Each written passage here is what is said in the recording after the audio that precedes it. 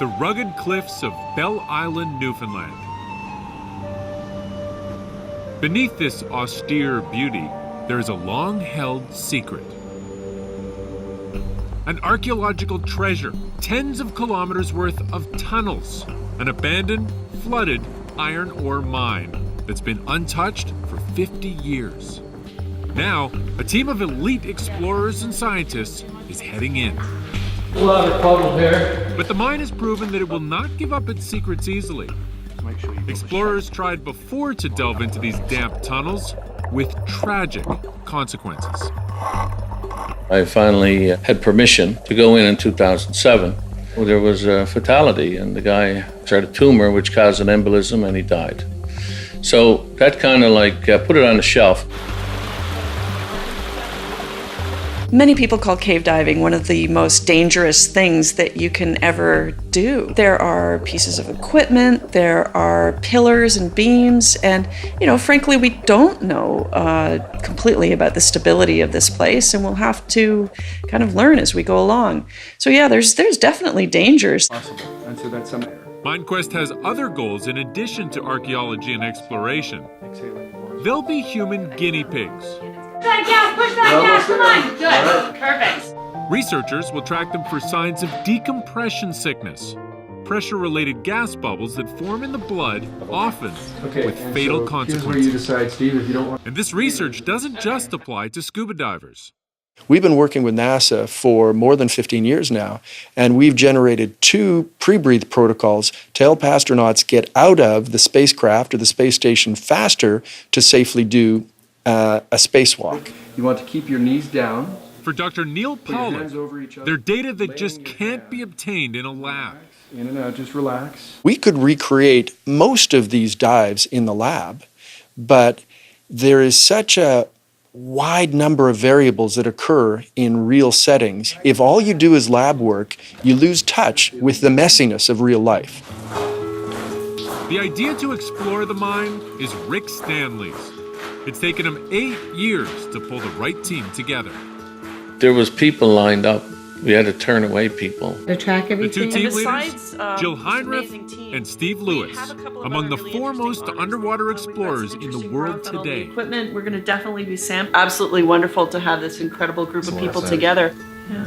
Everybody has to be on their best game. Everybody has to be really careful with their risk analysis. Safety, of course, is paramount. Logistically, I think we're going to have a challenge here. We're going to have some late nights and some early mornings, so I hope everyone's up for it. And it is like a chess match, putting it all together. A chess match that began weeks before the scientists and divers arrived. Local team members have put in an enormous amount of work just getting the site ready. Site prep, all was blood, sweat, and tears, but I had galls on my hands.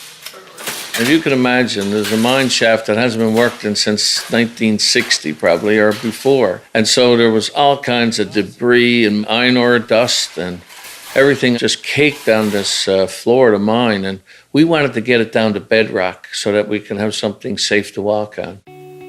But everything is ready now. Time to get the team across to Bell Island. A snowstorm the night before means the team has to dig out the mine entrance. And while they're busy doing that, Neil Pollack sets up his equipment with his assistant, Stephanie Martina. The divers will give blood samples several times each day. Comparing pre- and post-dive samples will enable the scientists to look for indicators that stress and pressure affect microparticles, fragments of plasma shed by cells. They'll also be taking ultrasound images of the divers' hearts to look for bubble formation, another indicator of decompression stress. Go ahead. And they'll be gathering DNA samples for an experiment that will see whether stress reprograms people on a genetic level. You can pull that out now. If we were able to come up with a good diagnostic test of decompression sickness, that would translate to clinical medicine.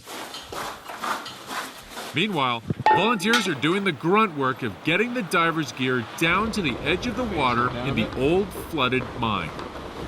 We're going to bring back around now, and we're going to bring it around that staging area. Yeah.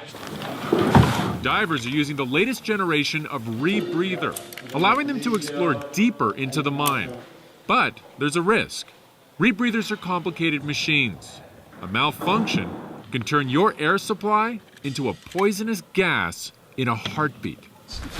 This week, the MINEQUEST team will only explore the smallest fraction of the total area, a few hundred meters in a mine that runs for tens of kilometers. The first two team members into the water, Phil Short and Gemma Smith, both experienced scientific divers from the UK. Their job? To lay in a safety line so the other divers don't get lost in the maze of tunnels.